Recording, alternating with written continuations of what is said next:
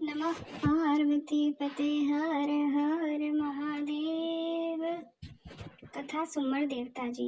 जय वक्त पांडव जुवन में सब कुछ हराए जंगलन में भटकी रहा हुआ। उन वक्त नारद मुनि अची खेन दर्शन दिनो।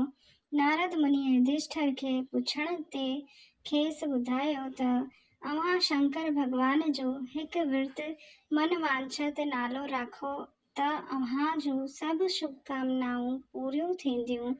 मां अव्हां जे उन जी कथा ॿुधायां थो, जा ध्यान ॾेई ॿुधो। हिकु दफ़े जी ॻाल्हि आहे त कैलाश पर्वत ते शंकर भगवान ऐं माता पार्वती चौपड़ रांदि करे रहिया हुआ। उन्हनि पंजनि ततनि मां हिकिड़ो पुतलो ठाहियो, जंहिं में साह विधाऊं ऐं उनखे इंसाफ़ कंदड़ नालो रखियाऊं।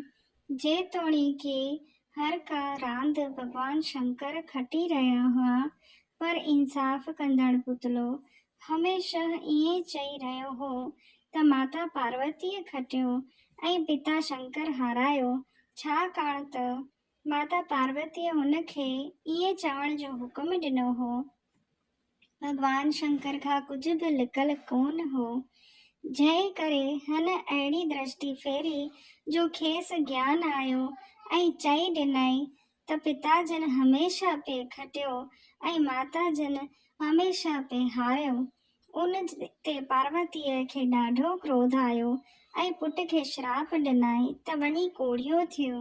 श्राप मिलण ते हू कोढ़ जे दुख में व्याकुल थी झर जंग में भटकंदो रहियो ऐं हलंदो हलंदो अची अमरावतीअ नाले नगर में पहुतो ऐं उते ई हिकु हंधि वेही रहियो। घणे वक़्त खां पोइ पार्वतीअ खे अची पुट जी सिक थी। हुन शंकर भगवान सां इहा ॻाल्हि कई। शंकर भगवान चयो त मुंहिंजो हिकु मन वांछत नाले विर्त आहे, उन जो तूं चङीअ तरह पालन कंदीअ त तुंहिंजे मन जूं मुरादियूं पूरियूं थींदियूं।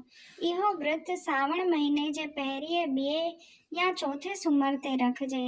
कणिक जो अटो गुड़ ऐं घी हिक जेतिरो वजन में कुटी ठाहे 4 हिक जहिड़ा लड्डू ठाहिजनि।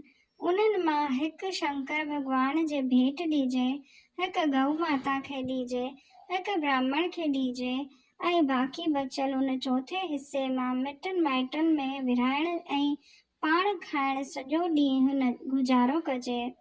कुंवारी कन्या खां हेड रंग जो कचो सूट जूं 4 तंदूं वटाए 4 ॻंढियूं ॾेई सॻड़ो ॿधिजे।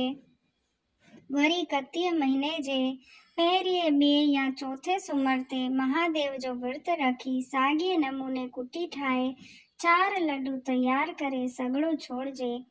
पार्वतीअ उन विर्त जो पालन कयो त संदसि पुट जे बदन जो कोढ़ लही वियो।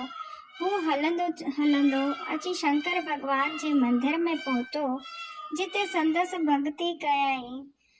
भक्तिअ जे शक्तिअ सां हू जल्द अची कैलाश पर्वत ते पहुतो। पार्वती पुट खे ॾिसी ॾाढो ख़ुशि थी। पुटस खांसि घणीअ ख़ुशीअ जो कारण पुछियो। पार्वतीअ खेसि मन वांछत विर्त जी महिमा ॿुधाई। पुटस बि इहो विर्त रखण थ चाहियो। माउ जे पुछण ते हुन खेसि ॿुधायो त मां उज्जैन नगरीअ ते 3.5 ॾींहं राज करण थो चाहियां। इन करे इहो विर्त रखण थो चाहियां। हुन विर्त जो पालन कयो ऐं जॾहिं 4 साल पूरा थिया त हिते राति शंकर भगवान पंहिंजे पुट खे उज्जैन नगरीअ में पहुचाए छॾियो। सुबुह जो जॾहिं उथियो त पाण खे उज्जैन नगरीअ में ॾिसी ॾाढो ख़ुशि थियो। उन वक़्तु उज्जैन नगरीअ जो राजा पंहिंजे धीअ जो स्वयंवर रचाए रहियो हो। ही बि उते वियो हो।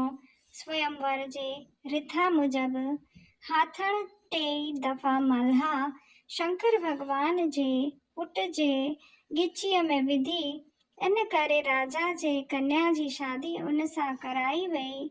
राति जो हू पत्नीअ सां ॻाल्हाइण ते बदिले वॾा वॾा टहिक ॾियण खिलण लॻो। संदसि पत्नीअ खांसि कारण पुछियो। हुन चयो त मुंहिंजी तमन्ना हुई त मां उज्जैन नगरीअ ते 3.5 ॾींहं राज करियां, तंहिं करे मां 3.5 ॾींहंनि खां पोइ हलियो वेंदुसि। मां शंकर भॻवान जो पुटु आहियां। पतीअ जा वचन ॿुधी हीअ ॾाढो दुखी थी ऐं चयाईं, महिरबानी करे ॿुधायो त मुंहिंजी मनोकामनाऊं कीअं पूरी थींदियूं। जंहिं ते हुन खेसि मनवांछित विर्त जो रस्तो ॿुधायो। हिन विर्त जो पालन कयो त संदसि सभु मनोकामनाऊं पूरी थियूं। तंहिं करे जेको मर्द चाहे स्त्री सूमर जो विर्त रखंदो त उन जूं सभु मनोकामनाऊं पूरियूं थींदियूं। बोलो शंकर भगवान की जय।